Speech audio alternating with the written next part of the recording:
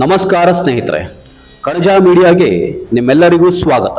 ಕಳೆದ ಕೆಲ ಗಂಟೆಗಳಿಂದ ಸಾಮಾಜಿಕ ಜಾಲತಾಣಗಳಲ್ಲಿ ಒಂದು ಸುದ್ದಿ ಭಾರಿ ವೈರಲ್ ಆಗುತ್ತಿದೆ. ಕನ್ನಡ ನಟ ದರ್ಶನ್ ಅವರ ಪುತ್ರ ವಿನೀಶ್ ಅವರು ಕಾರು ಅಪಘಾತಕ್ಕೀಡಾಗಿದ್ದಾರೆ, ಆಸ್ಪತ್ರೆಗೆ ದಾಖಲಾಗಿದ್ದಾರೆ, ಅವರೇ ಕಾರು ಚಲಾಯಿಸುತ್ತಿದ್ದರು ಎಂಬ ಹಲವು ಸುದ್ದಿಗಳು ಹರಿದಾಡುತ್ತಿವೆ.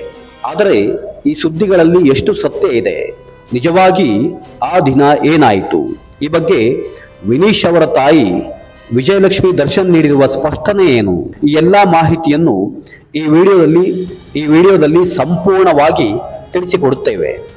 ಬೆಂಗಳೂರು ರಾಜರಾಜೇಶ್ವರಿ ನಗರದಲ್ಲಿ KA01 MU 9969 ನೋಂದಣಿ ಸಂಖ್ಯೆಯ ಫೋರ್ಡ್ ಎಂಡೋವರ್ ಕಾರು ಹಾಗೂ ದ್ವಿಚಕ್ರ ವಾಹನದ ನಡುವೆ ರಸ್ತೆ ಅಪಘಾತ ಸಂಭವಿಸಿದೆ. ಅಪಘಾತದ ನಂತರ ಘಟನಾ ಸ್ಥಳದಲ್ಲಿ ಕೆಲವರ ನಡುವೆ ಮಾತಿನ ಚಕಮಕಿ ನಡೆದಿದ್ದು, ಅದರ ವಿಡಿಯೋಗಳು ಸಾಮಾಜಿಕ ಜಾಲತಾಣಗಳಲ್ಲಿ ಕ್ಷಣಾರ್ಧದಲ್ಲಿ ವೈರಲ್ ಆಗಿದೆ. ವಿಡಿಯೋದಲ್ಲಿ ವಿನೀಶ್ ಕಾಣಿಸಿಕೊಂಡ ಕಾರಣ ಅವರೇ ಕಾರು ಚಲಾಯಿಸುತ್ತಿದ್ದರು, ಅವರಿಗೆ ಗಾಯವಾಗಿದೆ, ಆಸ್ಪತ್ರೆಗೆ ದಾಖಲಾಗಿದ್ದಾರೆ ಎಂಬ ಊಹಾಪೋಹಗಳು ವೇಗವಾಗಿ ಹರಿದಾಡಿದವು.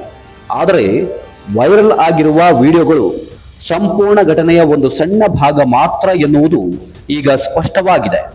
ಈ ಬಗ್ಗೆ ವಿಜಯಲಕ್ಷ್ಮಿ ದರ್ಶನ್ ಅಧಿಕೃತವಾಗಿ ಪ್ರತಿಕ್ರಿಯೆ ನೀಡಿದ್ದಾರೆ. ಅವರ ಪ್ರಕಾರ ವಿನೀಶ್ ಸಂಪೂರ್ಣ ಸುರಕ್ಷಿತವಾಗಿದ್ದಾರೆ, ಅವರಿಗೆ ಯಾವುದೇ ಗಾಯವಾಗಿಲ್ಲ, ಆಸ್ಪತ್ರೆಗೆ ದಾಖಲಾಗಿದ್ದಾರೆ ಎಂಬ ಸುದ್ದಿ ಸಂಪೂರ್ಣ ಸುಳ್ಳು. ಇದಲ್ಲದೆ ಘಟನೆ ನಡೆದ ವೇಳೆ ಕಾರು ಚಾಲನೆ ಮಾಡಿದ್ದು ಕುಟುಂಬದ ಚಾಲಕರೇ ಹೊರತು ವಿನೀಶ್ ಅಲ್ಲ. ಅಪಘಾತದ ಬಳಿಕ ಬೈಕ್ ಸವಾರರು ಸುರಕ್ಷಿತವಾಗಿದ್ದಾರೆ ಎಂದು ನೋಡಲು ಮಾತ್ರ ವಿನೀಶ್ ಕಾರಿನಿಂದ ಕೆಳಗಿಳಿದಿದ್ದರು.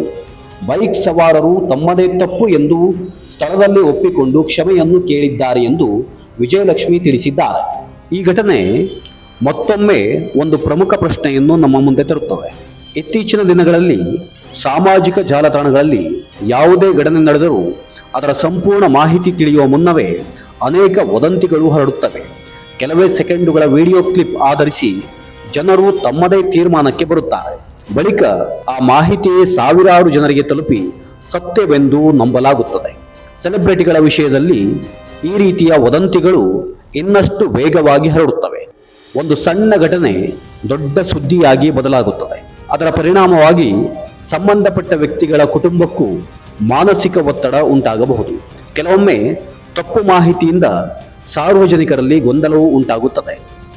ಆದ್ದರಿಂದ ಯಾವುದೇ ಸುದ್ದಿ ಬಂದ ಕೂಡಲೇ ನಂಬುವುದಕ್ಕಿಂತ ಅಧಿಕೃತ ಮಾಹಿತಿ ಅಥವಾ ಸಂಬಂಧಪಟ್ಟ ವ್ಯಕ್ತಿಗಳ ಹೇಳಿಕೆಯನ್ನು ಪರಿಶೀಲಿಸುವುದು ಅತ್ಯಂತ ಮುಖ್ಯ.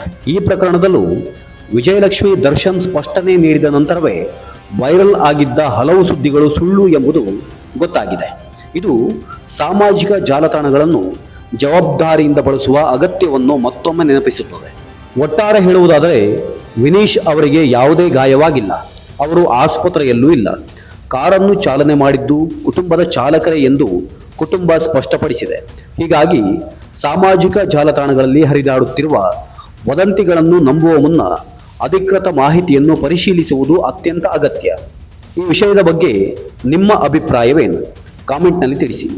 ಇಂತಹ ನಿಖರ ಮತ್ತು ವಿಶ್ವಾಸಾರ್ಹ ಸುದ್ದಿಗಳಿಗಾಗಿ ಕಣಜ ಮೀಡಿಯಾ ಯೂಟ್ಯೂಬ್ ಚಾನಲ್ಗೆ ಸಬ್ಸ್ಕ್ರೈಬ್ ಆಗಿ, ವಿಡಿಯೋಗೆ ಲೈಕ್ ಮಾಡಿ ಮತ್ತು ನಿಮ್ಮ ಸ್ನೇಹಿತರೊಂದಿಗೆ ಹಂಚಿಕೊಳ್ಳಿ. ಧನ್ಯವಾದಗಳು.